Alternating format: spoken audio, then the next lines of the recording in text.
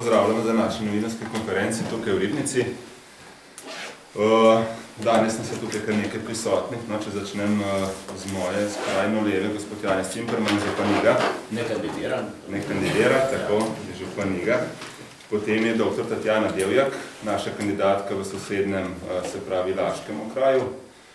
Tretji volilni okraj, tako. Gospod predsednik Radovan Žerjav. Jaz pa kandidiram. V dveh okrajih. Na desni pa gospod Blaž Milavec, župan občine Sodražica, ki ne kandidira. Podpira pa seveda Slovensko ljudsko stranko, tako kot že ves čas. Na simbolni ravni sta dva župana zato tukaj, da pokažemo, da lokalno in državno mora biti povezano. Gospod Gregor Košir, kandidat v Kočevju, in pa jaz, Janez Tomšič, ki kandidiram tukaj v Ribnici.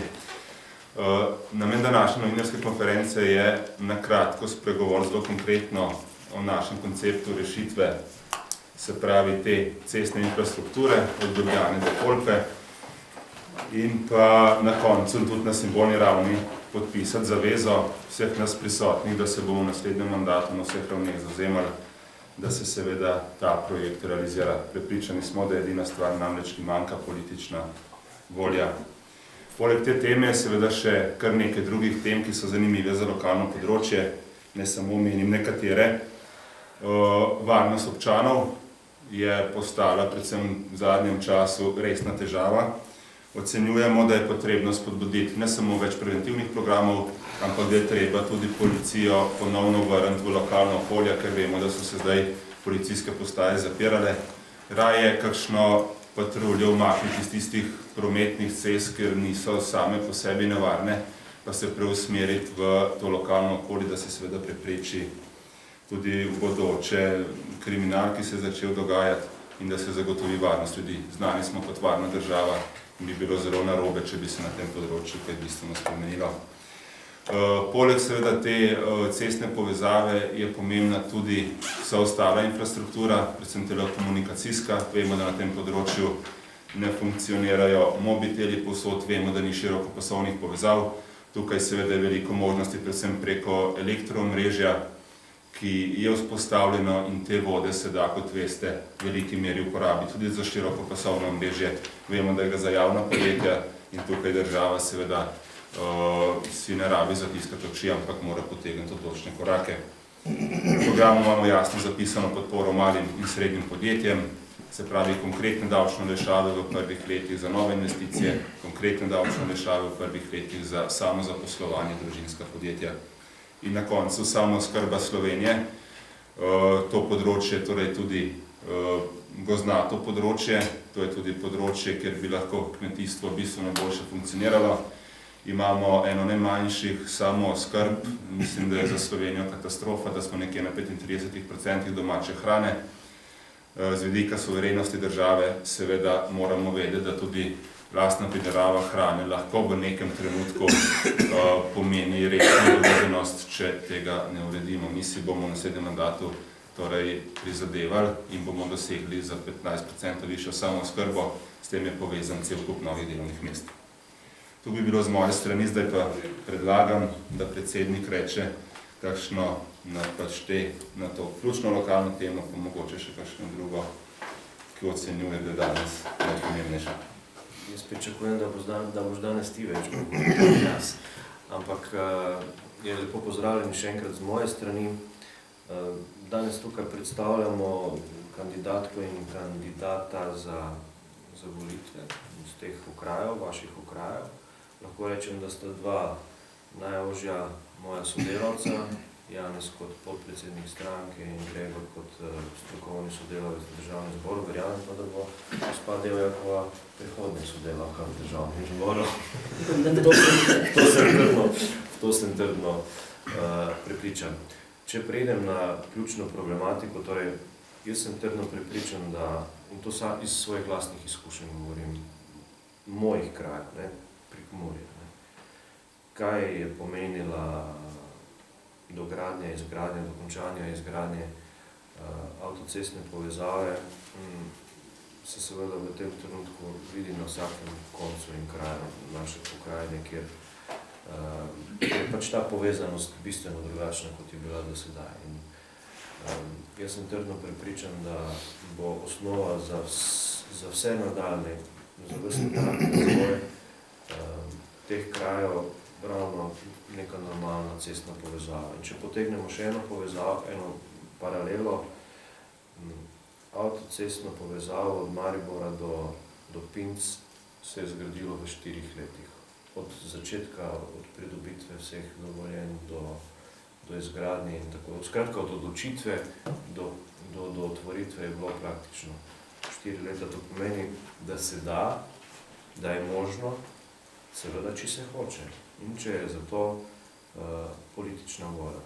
Tako da jaz sem trdno prepričan in bom se za to tudi boril, da to cesto, s katero sem se seznanil takrat v mojem kratkem ministrovanju, da to v naslednjem mandatu preprosto se naredi, da se ta rekonstrukcija opravi, da se naredijo te obvoznice, ki so nujne. Jaz verjamem, da je to možno.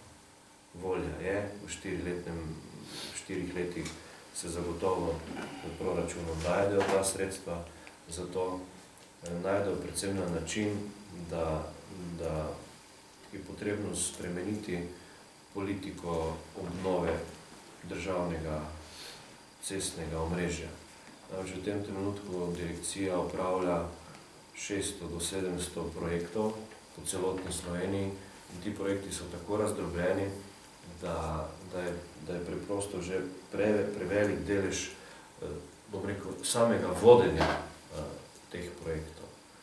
In jaz sem se že takrat zavzemal, pa mi seveda ni bilo dano, da bi to do konca speljal, da bi to število projektov bistveno znižali in se skoncentrirali na tiste ključne težave, ki jih ta država ima, seveda sedaj po času, ko je avtocestni križ izgrajen, da povežemo tiste najodročnejše kraje z nekimi normalnimi cestnimi povezavami, ker je to osnova za razvoj gospodarstva, ker je to osnova za to, da bodo ljudje vendarle želeli ostati tu, kjer so doma. In da jih ta odročnost in morda iz tega razloga tudi slabša kvaliteta, kakovost življenja ne bo vodila k temu, da bi zapuščali te prelepe kraje. Ker namreč to povzroča dvoje težav. Na eni strani propada podeželje, na drugi strani pa imamo potem seveda v večjih centrih grozne težave z transportom, z okoljem, z infrastrukturo in tako naprej in tako dalje. Jaz sem prepričan, da je odgovor seveda na to enakomerni regionalni razvoj, da se nenazadnje poleg te cestne povezave tudi pristojnosti prenesejo na lokalno skupnost, da ne bodo vaši župani za vsako soglasje, za vsako dovoljenje nekaj na mesec morali odhajati in tam prositi tretjerazredne uradnike, da dobijo neko dovoljenje, ampak da bodo to praktično lahko nekje lokalne skupnosti ali na upravni enoti, kakorkoli že na občini uredili sami. Gre za stvari, ki jih poznate tukaj doma. Prav je, da o teh stvarih odločate tudi sami, ne da to odločanje v Ljubljani, ki praktično sploh ne ve, zakaj se gre. Kje to stoji, zakaj je to in tako. Tako da, še enkrat poudarjam, cesta je ključna prioriteta. Verjamem, da bo se na to vse skupaj tudi ostalo obesilo. V našem delovnem načrtu imamo izpostavljene predvsem 4 ključne točke.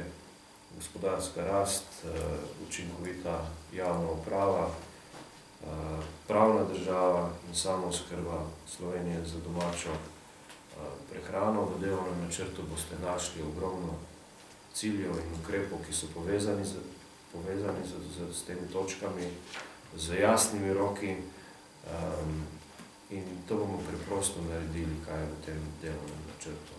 Naj poudarim, da je za Slovensko ljudsko stranko mandat, v katerem smo stranko gradili kot eno pomembno, konstruktivno, konsenzualno politično opcijo. da smo dokazali, da znamo postaviti interese države pred interese stranke, tudi takrat, ko to ni najbolj enostavno, ko ni bilo popularno, ko je bilo tvegano za eno opozicijsko stranko, pa smo vendarle dokazali, da znamo in zmoremo sodelovati, zato da nam bo v tej državi v prihodnje bolje. S tem bomo nadaljevali, ker smo prepričani, da drugače preprosto ne more biti. Pripravljeni smo na sodelovanje, na kulturen politični dialog, na izzive, pred katerimi smo. In pri teh izzivih pričakujem tudi sodelovanje drugih političnih opcij, ki bodo prišli v državni zbor. Konstruktiven pristop. Brez tega preprosto sprememb, ki so pred nami, ne bomo moč realizirati. Tudi zaradi tega, da bomo z pokončno glavo prišli pred ljudi in te izzive, te spremembe, ki jih moramo narediti, tudi zagovarjali. Jaz verjamem, da so Slovenke in Slovenci razumni ljudje, da vedo, v kakšni situaciji smo, da ni več časa za odlašanje in da je morebitni grški scenarij preprosto potrebno onemogočiti z odgovorno politiko, ki jo Slovenija potrebuje.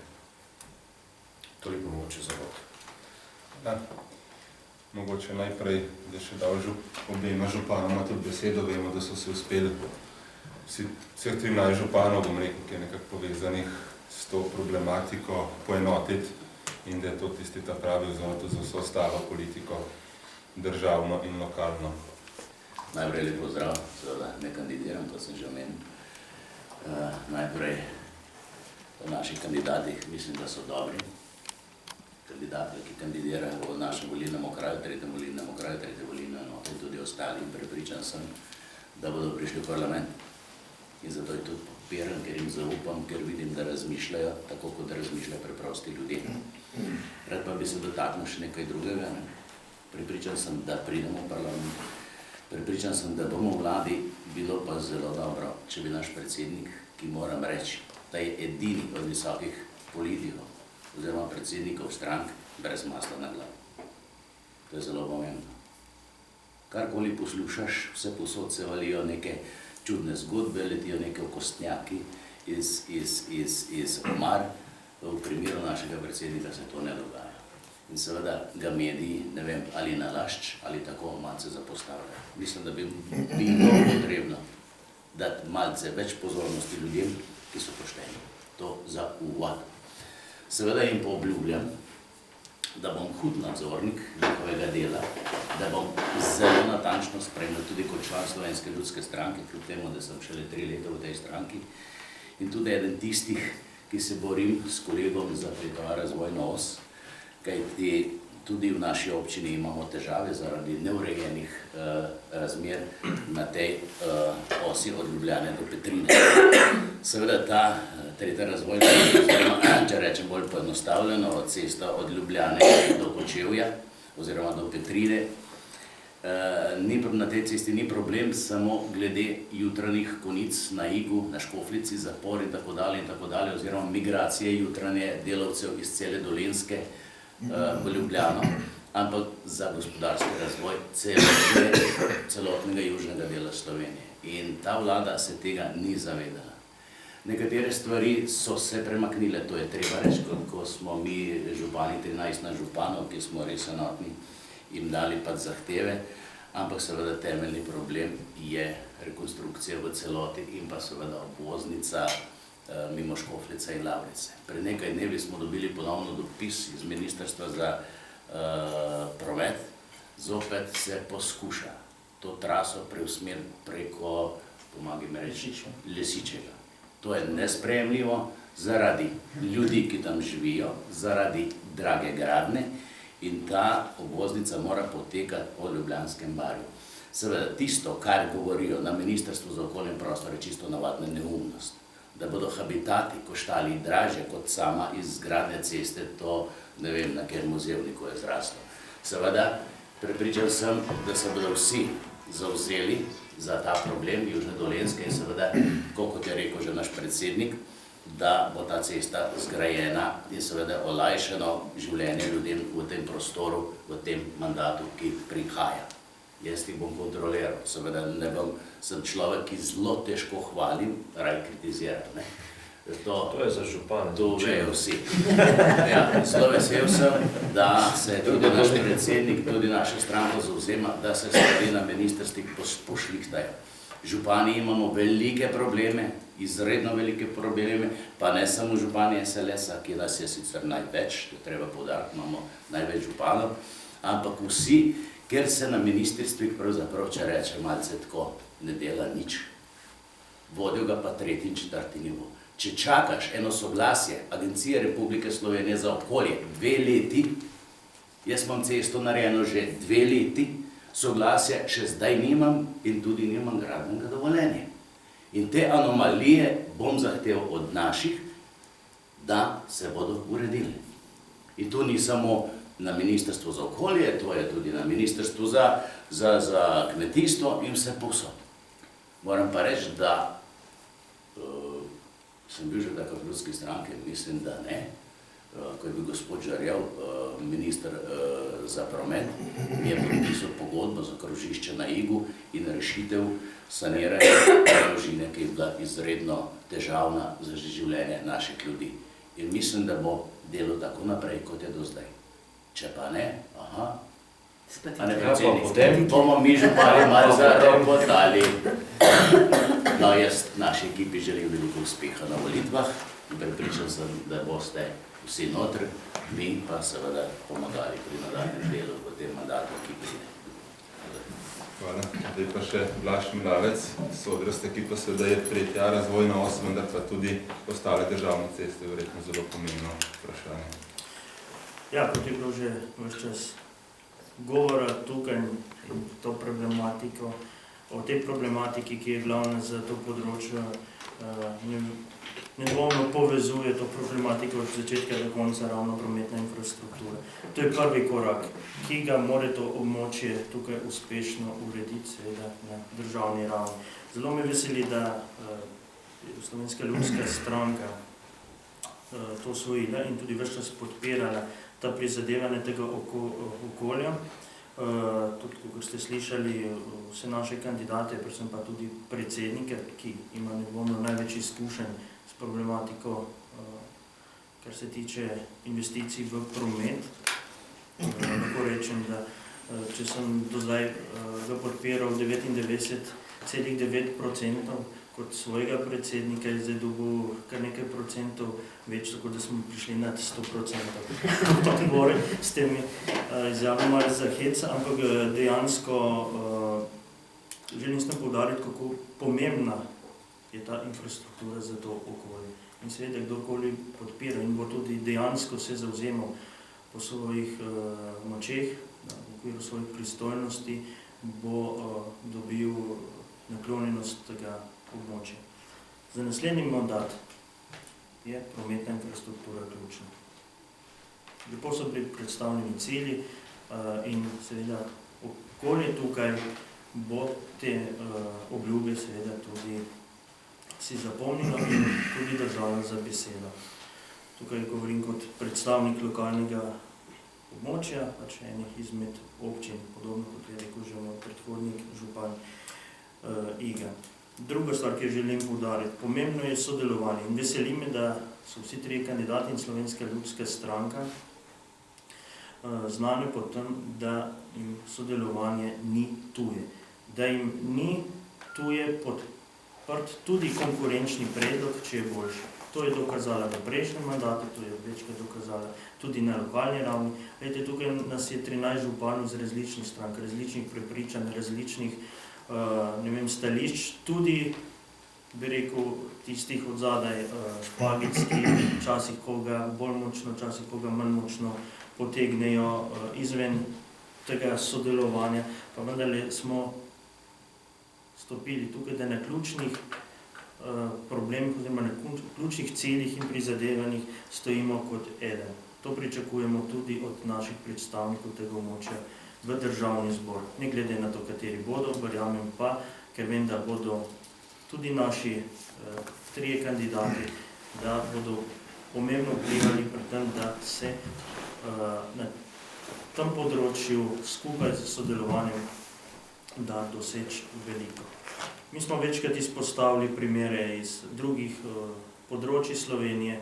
Naš predsednik prihaja iz Pomurja, mislim, da malo karikirano, pa vendarle poslanci z tistega območja so najprej Prekmurci oziroma Pomurci, potem pa socialdemokrati, demokrati, ljudski in tako naprej. In to je, če je politika tako naravnana, mislim, da je to, in če imajo vsi ti predstavniki to v glavi razčiščeno, da je take ljudi treba samo podpirati. Naši kandidati so taki. Jim ne gre predvsem za ego in svoje, da sebe uveljavljajo, ampak predvsem, da se zavedajo, da so predstavniki in da bodo predstavniki tega ljudstva, seveda kot slovenskega naroda in državljanov kot celote, ampak v tistem delu, kjer pa gre za interese, pa da ne pozabijo, kje in od koga so bili izvoljeni. Naši predstavniki so nedvomno taki. Še ena stvar, ki bi se pa dotaknil, to je pa 3A razvojna osi. Prometnica je, kot rečeno, ključna. Ključno pa je, da ne gre samo v eno smer, tudi v drugo smer. Potrebno je pripeljati tudi razvoj iz centra v to območje. Infrastruktura je temelj, nadalje pa je potrebno predvsem na državni ravni spremeniti politiko od kmetijskega področja, obrtništva in podjetništva, turizma in tako naprej, da bo tem območjem, vsem območjem, ki so podobni v Sloveniji, se nismo sami, da omogoča predvsem, da iniciativa podjetniška na katerem koli področju, ali od kmetijstva, ali dejansko različnih obrti in tako naprej, zaživi in da lahko investicije se izvedejo v zelo kratkem času. Glejte, sem včeraj prišel iz ene strokovne ekskurzije iz Francije, kjer smo se pač fokusirali na turizem na podeželju. To je tukaj popolnoma številka nič, kar se našega območja tiče. Poglejte tam, kar sem, ti si samo v enem dveh stavkih, da še to povem, ko smo se pogovarjali s temi ljudmi, niti eden, pa so Francozi zelo znani, da vse poprek glavno kritizirajo in da se pritožuje čez vse, kar je mogoče. Od teh ljudi, glavno so to kmetje ali pa drugi, ki delujejo na podeželju, se ni pritoževal čez administracijo oziroma čez birokratske ovire. Na področju tega, da ustanovi oziroma da odpre turistično kmetijo, da odpre podjetje in tako naprej, ali farma, kakorkoli, da investira, da pridobi vseh potrebnih soglasij, kakor seveda tudi ne na tistem področju, kjer potekajo promet z nepremičninami. To v Franciji enostavno špila in enostavno poteka tako preprosto, tako v časovnem smislu, kakor seveda v teh postopkih, da eden povprečen državljan to zmore v parih mesecih ta projekt izpeljati. Če pridete do teh ljudi, so zadovoljni, da so kmetje, so zadovoljni, da živijo na podeželju. Tega pri nas, če vprašate naše ljudi, ki niso tradicionalno znani, kot da bi samo kritizirali pa se pritoževali, ti pol ure ali pa 1 uro, če imaš čas, ti govori vse, kaj ne more narediti. In to imajo, večina tega ima trdno osnovo, ni to, da bi se pritoževal sem za to, da jim ni pač treba nekaj narediti, ali pa da išče izgovor, da niso kaj naredili. V Franciji tega nisem čutil. Ne vem, Francija je pa vendarle ena država za toliko pa toliko procentov samoposkrbe večja kot mi. Najbolj razvito, recimo kmetijstvo, če se sam na to ozrem. Je tudi ena med najbolj bogatimi, ni sicer kot Nemčija ali pa Švica, je pa kar nekaj tega pred nami. Se pravi, če za tiste ljudi tam v tem obrobju s podeželja, s provincije, če se tako izrazim, velja taka poenostavitev, bi rekel, reda, da še vedno vse špila, da se ne dela, kar vse nekaj povprek, ampak da je urejeno, da sistem deluje, obenem pa da ne zatreš te svobodne podjetniške in vsakršne iniciative. To je nujno potrebno vsaj v delu pripeljati sem. In to se začne žal v Ljubljani, potem pa navzdol. Toliko bi se ne tiče. Hvala gospodu Milavcu. Dr. Tatjana Devjak, pomembne povodo seveda potem verjetno v drugi fazi, ali tako tudi obvoznice mimo Lašč, Ribnice? Tako kot ste rekli, ja, v drugi fazi. Ampak meni se zdi najbolj pomembno to, da izpostavimo pri tej naši temi, o kateri danes govorimo, ljudi. Dnevno se vozim vsak dan v Ljubljano. Samo iz Lašč do Ljubljane, če zdaj odmislim gradnjo nad Pijavo Gorico, zgubiš v eno smer najmanj pol ure, v drugo smer spet pol ure. To je en dan, 1 ura na dan. Pa 5 dni se voziš, je 5 ur. Pa v enem mesecu imamo 20 ur. Pa v enem letu, kar računajte sami. To je čas, ki ga zgubimo. Zgubimo, če gledam ženskega vidika, ga zgubimo kot matere, ga zgubimo kot nekdo, ki bi se lahko v tem času intenzivno ukvarjal s svojimi otroki. Vse te veliko zveneče besede, ki jih je naša politika res polna, včasih ne dosežejo človeka, tistega človeka, ki bi ga morali. Kajti pomembna je kvaliteta življenja nas vseh. Ne samo tistih v mestu, ampak tudi nas, ki živimo izven mesta. Tako kot ste rekli, imamo krasno okolje, vendar v tem okolju treba dati ljudem možnost. Potem pa poslušamo samo, ja, tam v Laščah ste pa res grozni, pobili bi vse medvede. Sploh ne, to sploh ni res. Na koncu mi si samo želimo, da bi nam nekdo prisluhnil, da imamo težave, da nam je kvaliteta življenja padla. Ni več toliko srečen, bližnjih srečen z medvedov, seveda ne, če pa ne grem več v gost, če ne grem več na sprehod, če sem doma na dvorišču. Torej, kaj pa, če bi nam nekdo prisluhnil, dajte nam denar, da ne bomo ukinjali avtobusnih prog, dajte nam denar, da bomo zvečer naše otroke iz centra Lašč ali pa kjerkoli drugod odpeljali do njihovih domov v vaseh, ki so daleč v hribih. Tem ljudem treba dati neko možnost. In na koncu nisem lokalpatriot samo. Jaz se zavedam, da občani Škofljice in občani Iga imajo včasih nas, južno od Škofljice in južno od Iga, poln kufer, kot temu rečemo. Seveda, če vsi z vsemi avtomobili iščemo krajše, malo manj krajše veze, da pridemo do svoje službe. In potem vlak.